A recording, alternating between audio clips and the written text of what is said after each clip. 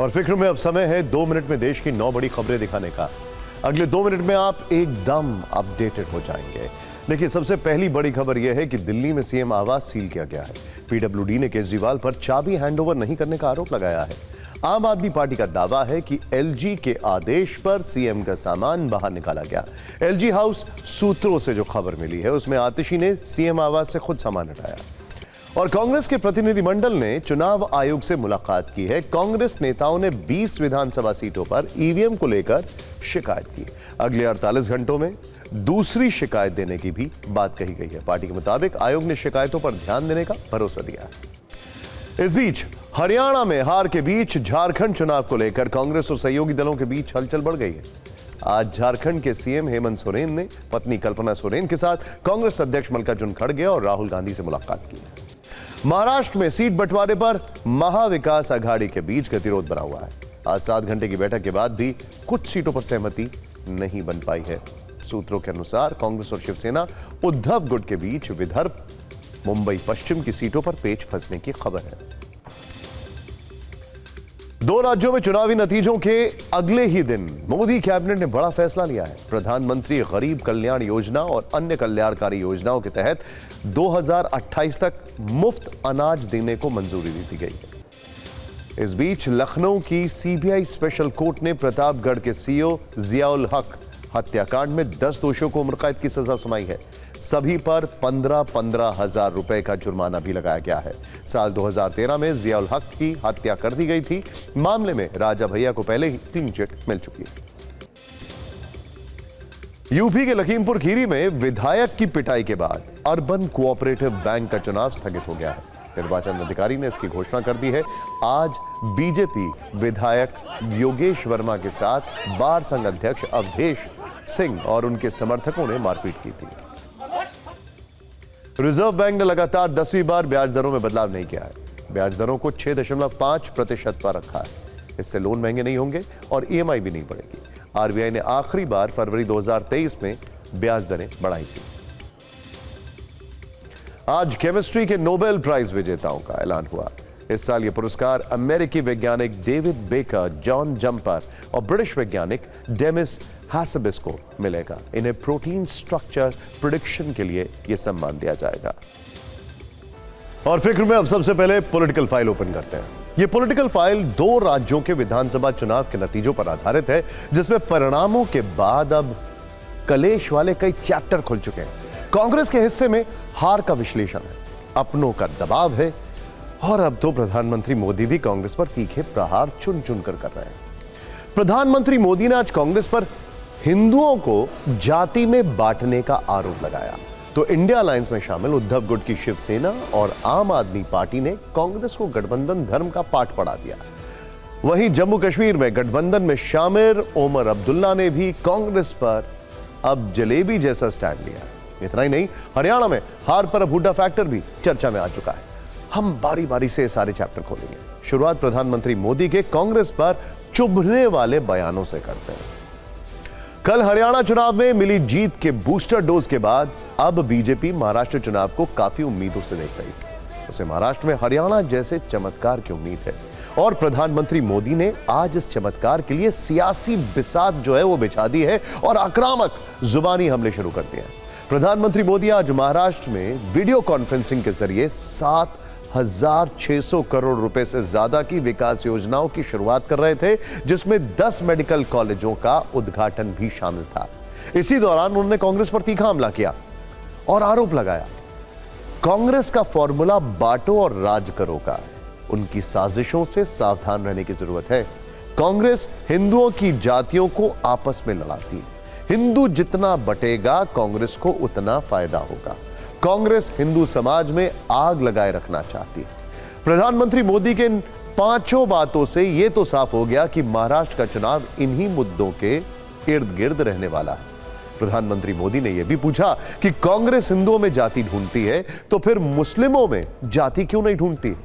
एक बार सुनिए प्रधानमंत्री मोदी ने क्या कहा और उनके इन हमलों पर कांग्रेस ने क्या जवाब दिया।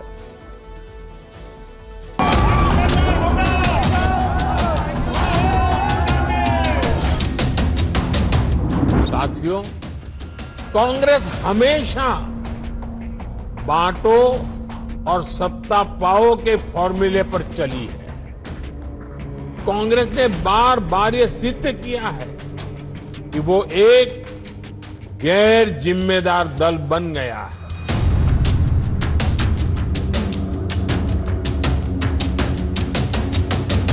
कांग्रेस का फॉर्मूला साफ है कि मुसलमानों को डराते रहो, उनको भय दिखाओ, उनको वोट बैंक के कन्वर्ट करो और वोट बैंक को मजबूत करो। कांग्रेस के एक भी नेता ने आज तक कभी नहीं कहा कि हमारे मुस्लिम भाई बहनों में कितनी जातियां होती है। मुस्लिम जातियों की बात आते ही कांग्रेस के नेता पर मुंह पर ताला लगाकर बैठ जाते हैं। लेकिन जब भी हिंदू समाज की बात आती है तो कांग्रेस उनकी चर्चा जाति से ही शुरू करती है। कांग्रेस की नीति है हिंदुओं की एक जाति को दूसरी जाति से लड़ाओ। कांग्रेस जानती है कि जितना हिंदू पटेगा उतना ही उसका फायदा होगा। कांग्रेस किसी भी तरीके से हिंदू समाज में आग लगाए रखना चाहती है ताकि वो उस पर राजनीतिक रोटियां सेकती रहे। वो नहीं। जम्मू में किसने नफरत पैदा की बताइए? क्या वो कांग्रेस ने की? वो तो होम मिनिस्टर भी आए थे, प्रधानमंत्री भी आए थे। कितने मंत्री इनके नहीं आए नफरत पैदा करने के लिए? हम जोड़ने की बात करते हैं, हम आत्मीयता की बात करते हैं, हम मोहब्बत की बात करते हैं। इस समाज में नफरत फैलाने का, इस देश को बांटने का काम नरेंद्र मोदी जी ने, उनकी पार्टी ने और उनकी सरकार ने किया है। हरियाणा से जो बूस्टर बीजेपी को मिला, उससे पैदा हुई सियासी चिंगारियों का ट्रेलर आज प्रधानमंत्री मोदी ने दिखा दिया। अब आते हैं हरियाणा में कांग्रेस की हार के हुड्डा फैक्टर पर। नतीजे आए 24 घंटे से ज्यादा हो चुके हैं, लेकिन चर्चा बीजेपी की जीत से ज्यादा कांग्रेस की हार पर हो रही है। कल तक सहयोगी सवाल उठा रहे थे, आज पार्टी के अंदर से प्रश्न पूछे जाने शुरू हो चुके हैं। आखिर हरियाणा में कांग्रेस की हार का जिम्मेदार कौन है? क्या किसी एक नेता के अहंकार ने कांग्रेस का सपना तोड़ दिया? क्या हरियाणा चुनाव में राहुल गांधी की भी नहीं सुनी गई? क्या हरियाणा की गुटबाजी के चक्कर में कांग्रेस की लुटिया डूब गई? ये सवाल इसलिए हो रहे हैं क्योंकि जब सब कुछ सही जा रहा था तो फिर चूक कहां हो गई? हरियाणा में हार के दर्द को आप राहुल गांधी के इस पोस्ट से समझ सकते हैं। वो लिख रहे हैं कि हम हरियाणा के अप्रत्याशित नतीजे का विश्लेषण कर रहे हैं। मतलब राहुल गांधी भी ये मानकर चल रहे थे कि हरियाणा में जीत सुनिश्चित है, तो फिर कांग्रेस की जमीन कैसे खिसक गई? हमारे संवाददाता कुमार विक्रांत ने इसे लेकर जानकारी जुटाई। हमारे सूत्र जो बता रहे हैं उसके हिसाब से ध्यान दीजिएगा। हरियाणा में हार के जिम्मेदार कहीं ना कहीं भूपेंद्र सिंह हुड्डा ही हैं। ऐसा क्यों कहा जा रहा है, इसकी एक्सक्लूसिव इनसाइड स्टोरी अब आपके सामने आ रही है। कांग्रेस में ही एक बड़ा तबका है जो भूपेंद्र सिंह हुड्डा और उनके खेमे पर हार का ठीकरा फोड़ रहा है। इसके पीछे की वजह समझने के लिए आपको जून में खत्म हुए लोकसभा चुनाव तक लेकर चलते हैं। राजनीति में एक एक फैसला आखिर में कैसे भारी पड़ता है, इसे समझने की कोशिश करते हैं। लोकसभा चुनाव में कांग्रेस को दलित, जाट, मुस्लिम का इकट्ठा वोट मिला। नतीजा यह हुआ कि पार्टी 10 में से 5 सीटें जीत गई। लेकिन विधानसभा चुनाव में सैलजा और हुड्डा की तनातनी के चलते यह वोट बैंक बिखर गया। भूपेंद्र सिंह हुड्डा पर आरोप यह है कि वो चुनाव में एक तरफा चले, कुमारी सैलजा और रणदीप सिंह सुरजेवाला को दरकिनार कर दिया। मतलब कुमारी सैलजा और रणदीप सुरजेवाला को दरकिनार कर दिया। राहुल गांधी के कहने पर भी हुड्डा खेमे ने इन नेताओं को बिना जनाधार वाला बता दिया। 14 दिनों तक कुमारी सैलजा की नाराजगी को बीजेपी हवा देती रही। इससे दलितों में यह मैसेज गया कि जाट सीएम बन जाएगा, उनकी भावनाएं आहत हुई। 14 दिन बाद जब राहुल गांधी सैलजा को अहमियत देते हुए दिखे तो जाटों में संदेश गया कि जीतने पर राहुल सीएम की कुर्सी दलित महिला को सौंप सकते हैं। इस चक्कर में दोनों वोट बैंक बिखर गया। टिकट बंटवारे में भी हुड्डा ने अपनी चलाई। 90 में से 70 सीटें सीधे हुड्डा खेमे को मिली। जिसे लेकर लगातार कुमारी सैलजा और रणदीप सुरजेवाला नाराजगी जताते रहे। इसी वजह से दोनों ने खुद को अपने अपने इलाके में सीमित कर लिया। सूत्रों के मुताबिक एक समय ऐसा था जब बीजेपी में नाराज चल रहे अहिरवाल यानी यादव इलाके के बड़े क्षत्रप राव इंद्रजीत सिंह को कांग्रेस में लेने के लिए एक खेमे ने हरी झंडी दे दी थी। तब भी हुड्डा ने उनकी जरूरत को खारिज कर दिया। यही नहीं, भूपेंद्र हुड्डा के बेटे दीपेंद्र हुड्डा ने समाजवादी पार्टी से गठबंधन को खारिज कर दिया। इससे यह हुआ कि ना तो यादवों के कद्दावर नेता राव इंद्रजीत सिंह साथ आए और ना ही अखिलेश यादव। लिहाजा पूरी अहिरवाल बेल्ट में कांग्रेस लगभग साफ हो गई। इस बेल्ट की 11 सीटों में सिर्फ एक कांग्रेस को मिली, जबकि 10 बीजेपी के खाते में चली गई। अगर अखिलेश यादव साथ होते तो यादव बेल्ट में नतीजे कुछ और हो सकते थे। उधर कांग्रेस के दलित जाट वोट में सेंधमारी के लिए INLD, BSP, JJP, Azad Samaj party के गठबंधन बने और राहुल गांधी ने जब यह देखा तो उन्होंने वोटों का बिखराव रोकने के लिए गठबंधन की सलाह दी। लेकिन भूपेंद्र सिंह हुड्डा ने आम आदमी पार्टी से तालमेल नहीं किया।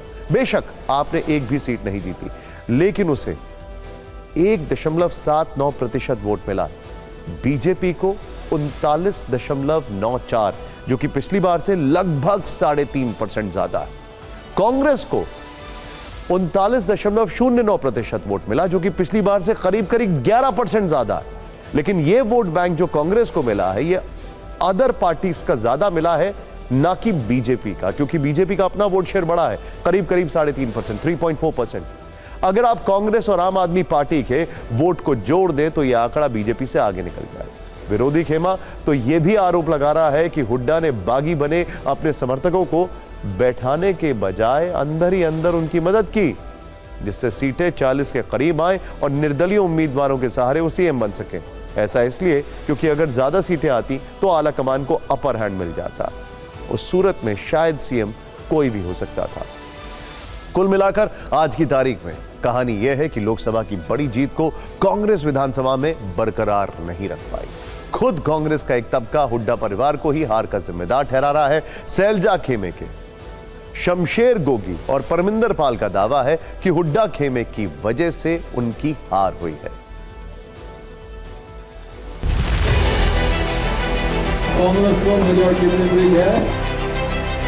योगी जी, आपके यहाँ तो राहुल, प्रियंका, हुड्डा जी, कुमारी सैलजा सब पहुंचे, फिर भी आप हार गए।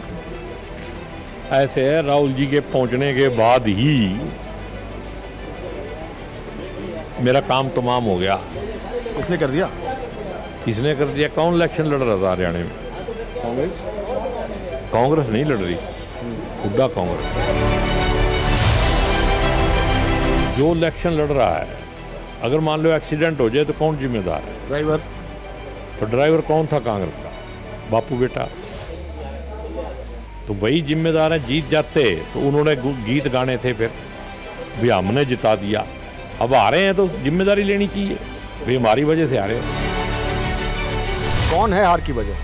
आप समझ सकते हो, जिनमें मोह था मुख्यमंत्री बनने का, वही सबसे बड़ी वजह है। जो आप कहीं ना कहीं आप बनना चाहते थे मुख्यमंत्री, या अपने सुपुत्र को मुख्यमंत्री बनाना चाहते थे। मुख्यमंत्री तो बाद में बनता है, पहले विधायक बनना जरूरी है। अपने ही किए कर्म पे आप खुद ही फंस गए। जो जिसके लिए खड्डा खोदता है उसी में गिरते हैं। आज वो कहावत कहीं ना कहीं सत्य सहित हुई है। ये अभी चल रहा है बिजनेस एज यूजुअल, ऐसा तो नहीं चलेगा। कहाँ हमारी कमियां रही हैं, क्या कमियां रही हैं, इसके बारे में देखना होगा। कौन जिम्मेवार रहे, पार्टी को किस तरह से स्टेट में सींचा नहीं गया, तालमेल नहीं रखा गया। चुनाव हमारे पक्ष में होने के बावजूद परिणाम न आने से हम भी व्यथित हैं और पार्टी का नेतृत्व, हमारा शीर्ष नेतृत्व इसका आकलन करके आगे की रणनीति बना रहा है और हम आगे बढ़ेंगे। अब इससे नुकसान यह हो रहा है कि कांग्रेस के जितने भी अलायंस पार्टनर्स हैं, जिनको आपने इंडिया गठबंधन में देखा, अब वो उनकी बार्गेनिंग पावर मजबूत होती जा रही है। आगे आने वाले जो चुनाव हैं उनको लेकर वो कह रहे हैं कि अलायंस के दम पर चुनाव जीता जाता है, अकेले दम पर नहीं। जाहिर है जब हार गए तो आत्मचिंतन भी होगा। वैसे अभी तो हार को लेकर फायरिंग चुनाव आयोग पर हो रही है। कल की हार के बाद आज भूपेंद्र सिंह हुड्डा दिल्ली में है। अब से कुछ देर पहले कांग्रेस का एक डेलीगेशन चुनाव आयोग से मिला भी है। हरियाणा के नतीजों को लेकर शिकायत भी की है। कांग्रेस ने आरोप लगाया कि कुल 20 विधानसभाओं में से शिकायत आई है। इनमें 7 विधानसभाओं की ईवीएम में लगी बैटरी में समस्या थी। पार्टी के मुताबिक चुनाव आयोग ने शिकायत पर ध्यान देने का भरोसा दिया है।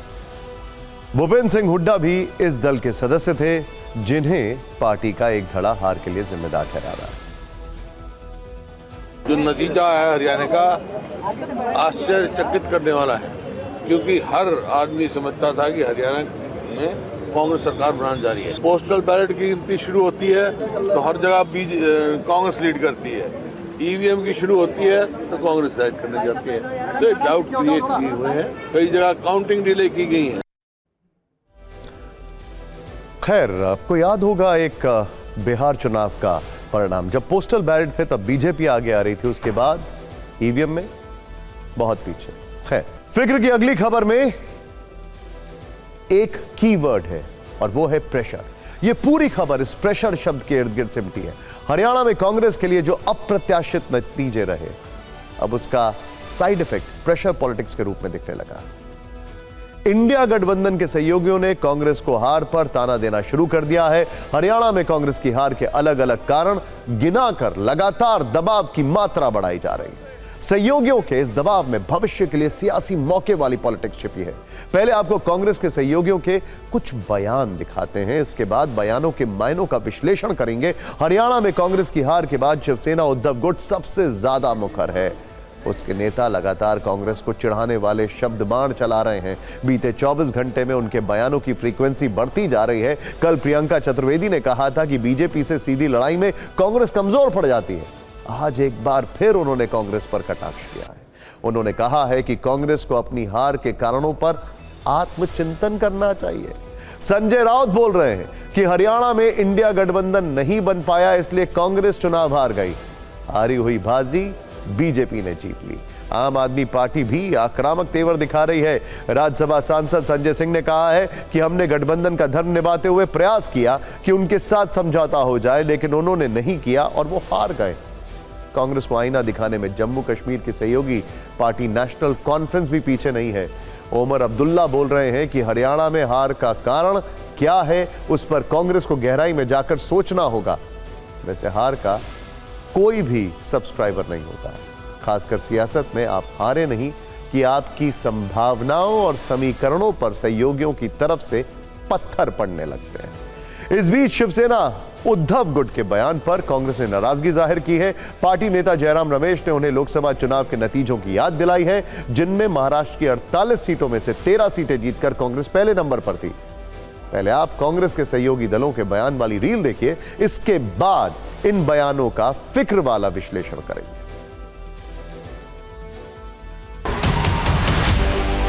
हरियाणा में इंडिया गठबंधन नहीं बन पाया क्योंकि वहां कांग्रेस को लगता था कि बस हम अपने ताकत पर, अपने बलबूते पर जीतेंगे तो सत्ता में और कोई भागीदार नहीं चाहिए। अगर समाजवादी पार्टी है अखिलेश जी की, आप है केजरीवाल साहब के नेतृत्व में, हमारे जैसे छोटे छोटे दल हैं, हमारे खाते में 1-2 सीटें आ जाती तो जरूर ये जो चित्र है, ये निर्णय जो जनता ने दिया, उसमें जरूर बदलाव। सार्वजनिक रूप में इस तरह से अलायंस को ये एलिगेशन नहीं लगा सकते। क्या संजय राउत के आपत्ति है। साथ साथ चलते तो कुछ और बात होती, कुछ और नतीजे होते, एक अलग शाम होती। ये चुनाव हरियाणा का जो नतीजा है, ये हम सबके लिए एक बहुत बड़ी सीख है और सबको बहुत कुछ सिखाता है। खास तौर पे कांग्रेस को सिखाता है कि अति आत्मविश्वास, ओवर कॉन्फिडेंस की स्थिति ठीक नहीं है। अगर हमारा अंदरूनी मामला है, हम आपस में इसको सुलझा लेंगे। कहीं भी इश्यूज को आयरन आउट करने की जरूरत होगी, हम वो कर लेंगे। कांग्रेस की एकला चलो नीति के कारण बीजेपी को एक बेहतरीन अवसर मिल गया और बीजेपी ने बड़ी आसानी से बम्पर जीत हासिल कर ली। हरियाणा में मैं मानती हूँ कि सही में आत्मचिंतन करने का विषय है कि एक जीती हुई बाजी हारे हैं तो क्या कारण रहे होंगे, क्यों रहे होंगे। कि जहां जहां गठबंधन के आधार पर इंडी अलायंस लड़ती है, वहां कांग्रेस गठबंधन के साथी के ऊपर बोझ बन जाती है। कांग्रेस के सहयोगी दल आरोप लगा रहे हैं कि कांग्रेस को जहां पर जीत की संभावना दिखती है, वहां वो क्षेत्रीय या छोटे दलों को किनारे कर देती है। यही अति आत्मविश्वास हरियाणा में उसे भारी पड़ गया।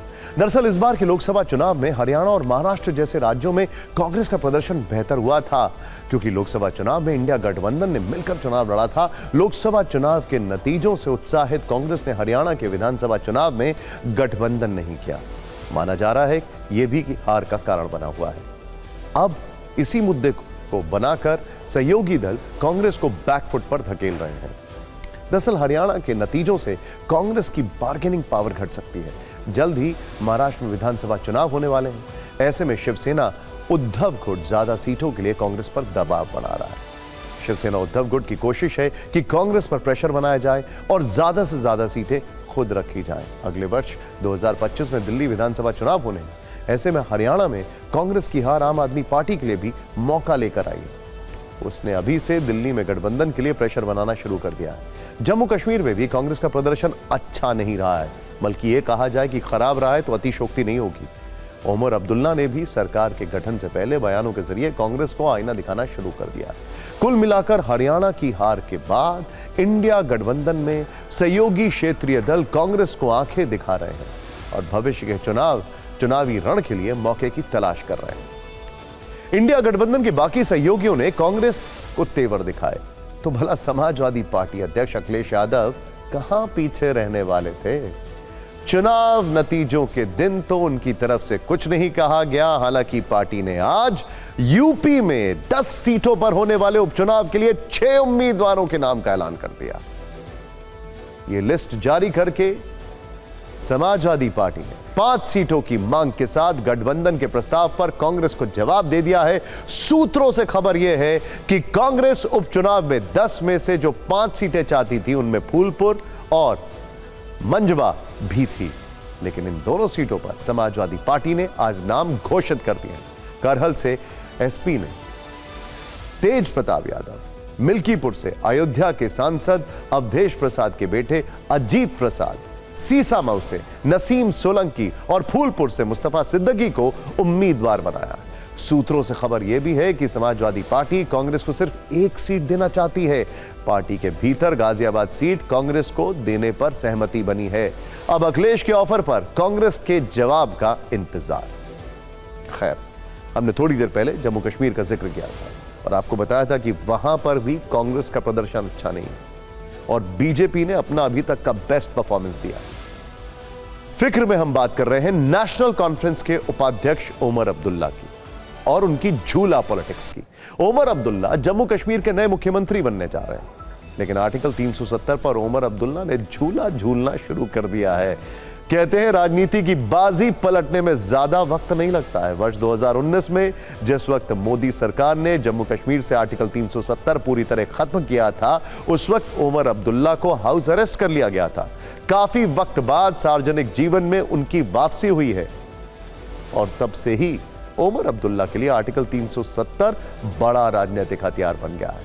हर मंच से ओमर अब्दुल्ला ने आर्टिकल 370 को बहाल करने का ऐलान किया था, लेकिन अब ओमर अब्दुल्ला ने 370 पर सियासत का झूला झूलना शुरू कर दिया है। ओमर अब्दुल्ला जिस राजनीतिक झूले पर सवार है, वो झूला ऊपर और नीचे जाने पर अपने बयान और तेवर बदलने को मजबूर कर देता है। जब ओमर अब्दुल्ला का झूला नीचे आता है, तब वो आर्टिकल 370 पर कहते हैं कि वो किसी भी हाल में इसे बहाल करके रहेंगे, और जब ओमर अब्दुल्ला का सियासी झूला ऊपर जाता है, तब वो कहते हैं कि लोगों को मूर्ख नहीं बना सकते। आर्टिकल 370 बहाल करना इतना आसान काम नहीं है। पिछले 5 वर्षों में आपने कई बार ओमर अब्दुल्ला को यह कहते हुए सुना होगा कि वो मरते दम तक आर्टिकल 370 के लिए लड़ते रहेंगे, आखिरी सांस तक वो आर्टिकल 370 की लड़ाई लड़ेंगे। लेकिन जम्मू कश्मीर में बड़ी राजनीतिक जंग जीतने के बाद ओमर अब्दुल्ला के तेवर थोड़े सॉफ्ट नजर आ रहे हैं। देखिए ओमर अब्दुल्ला ने क्या कहा। कोट, हम मूर्ख नहीं हैं जो ये सोचते हैं कि आर्टिकल 370 वापस ला पाएंगे। अनकोट। फिर से कोट, हमें उम्मीद है एक दिन सरकार बदलेगी, प्रधानमंत्री बदलेंगे, तब इस मुद्दे पर चर्चा करेंगे। अनकोट।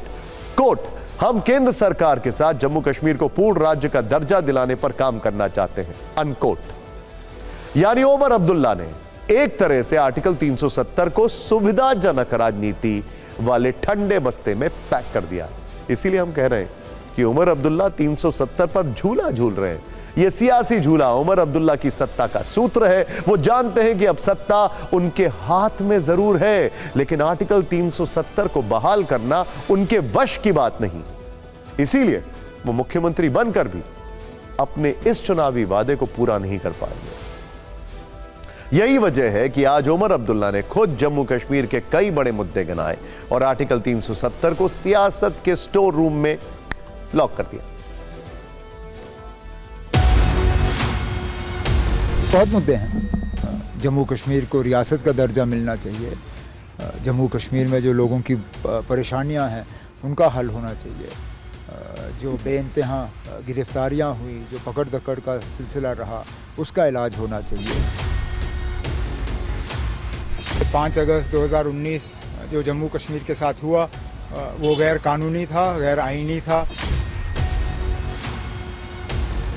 हम तो अब लड़ रहे हैं, और इंसाफ की उम्मीद लेके हम वहाँ पे हैं।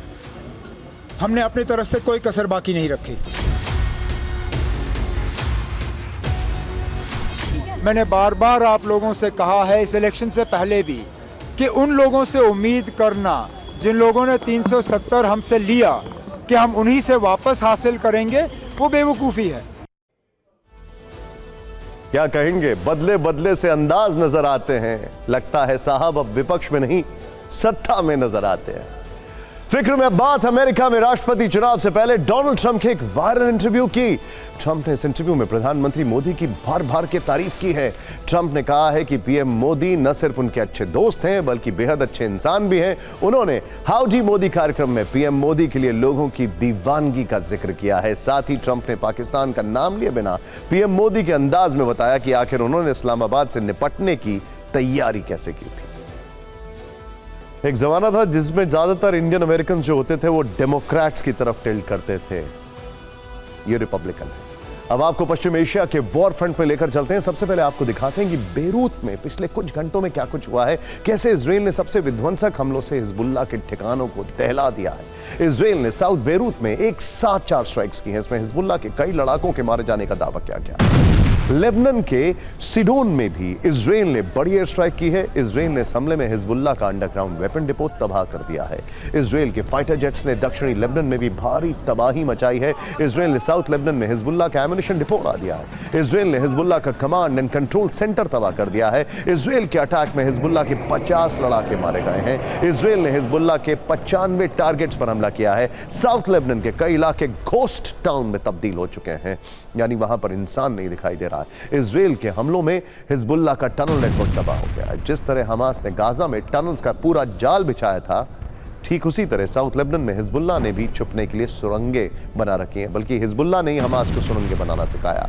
और इजराइल के हमले में हिजबुल्लाह की कुछ ऐसी टनल्स हैं जो पूरी तरह तबाह हो चुकी हैं। ग्राउंड जीरो पर हमारे सहयोगी सुमित चौधरी और कैमरामैन निशांत ने अपनी आंखों से वो मंजर और वो तबाही को कैमरे में कैद किया। लेबनान के अलग अलग इलाकों में लगातार एयर स्ट्राइक्स की जा रही हैं। अभी मैं जिस जगह पे हूँ यहाँ पर अगर आप देखें पूरा इलाका करीबन 8 से 10 बड़े कंपाउंड्स को बर्बाद कर दिया गया है। और ये तस्वीरें आप देखिए, ये एयर स्ट्राइक्स आपको बता रही है कि किस तरीके की बड़ी एयर स्ट्राइक्स होंगी। हालांकि हमें कहा गया कि कुछ देर में और बड़ी एयर स्ट्राइक्स होनी है, लेकिन आप तस्वीरें देखिए और समझिए कि आखिरकार एयर स्ट्राइक्स का कितना ज़्यादा इम्पैक्ट रहा होगा। निशांत, इन तारों से बचकर, क्योंकि मेरे इस कैमरा पर्सन मेरे साथ हैं, मैं उनको बता रहा हूँ कि आखिरकार यहाँ पर अभी भी कुछ चीज़ें ऐसी हैं जो एक्टिव हैं। हालांकि देखिए, हमें बताया गया है कि अभी इस इलाके से आपको दूर रहना है। तस्वीरें किसी की ना लीजिएगा, सिर्फ और सिर्फ आप ये जगह दिखाइएगा। और ये देखिए कितना बड़ा इम्पैक्ट हुआ है इस पूरी एयर स्ट्राइक्स का कि आप देखिए इसकी स्मेल, आप यहाँ पर अगर आप देखें तो गंध आपको अभी भी आएगी। और ये चारों तरफ देखिए बिल्डिंग किस तरीके से बर्बाद कर दी गई हैं। ये सिर्फ TV9 आपको दिखा रहा है और ये बता रहा है कि आखिरकार अभी यहाँ के ताज़ा हालात क्या हैं। ये जंग के वो हालात हैं। अगर आप देखें कि कई जगहों पर इस तरीके के आप देखें अंडरग्राउंड टनल्स या फिर आप कह सकते हैं कि अंडरग्राउंड बेसमेंट्स के अंदर भी कहा जा रहा था कि लोग छुपे थे और उसी लिए ये बड़ी मिसाइल्स का इस्तेमाल किया जा रहा है। जो वेपन डिपो हैं, कमांड सेंटर्स हैं, उनको टारगेट किया गया और खास तौर पर ऐसे प्रिसाइज बॉम्ब यानी आप कह सकते हैं GBU-72 जैसे बॉम्ब्स का इस्तेमाल किया जा रहा है। जो हिजबुल्लाह और इजराइल के बीच मिसाइल वॉर के बीच ईरान के तेवर भी जंग वाले हो चुके हैं। रिपोर्ट के अनुसार ईरान चोरी चोरी इजराइल से युद्ध की तैयारी कर रहा है। ईरान की सेना बड़े युद्ध की तैयारी कर रही है। ईरान के विदेश मंत्री ने इजराइल को चेतावनी दी है कि ईरान की ताकत को ना आजमाएं। इस बीच ईरान ने खाड़ी देशों को भी चेतावनी दे दी है, गल्फ कंट्रीज को, और साफ साफ कह दिया कि इजराइल को हमले के लिए भूल कर भी एयर स्पेस न दें। रॉयटर्स के मुताबिक ईरान ने खाड़ी देशों को चेतावनी देते हुए कहा कि इजराइल की हमले में मदद की तो ईरान बदला लेगा। ईरान के खिलाफ एयर स्पेस का इस्तेमाल ना हो, ईरान के खिलाफ मिलिट्री बेस का इस्तेमाल ना हो, एक ने भी मदद की तो इसे सभी खाड़ी देशों की कार्रवाई समझेंगे। हमला हुआ तो खाड़ी देश खामियाजा भुगतेंगे। इन बयानों और इन दावों से आप समझ सकते हैं कि कैसे इजराइल और ईरान के रिश्ते युद्ध वाले मोड़ पर हैं और पश्चिम एशिया इस समय विनाश लाने वाले बारूद के ढेर पर बैठा है।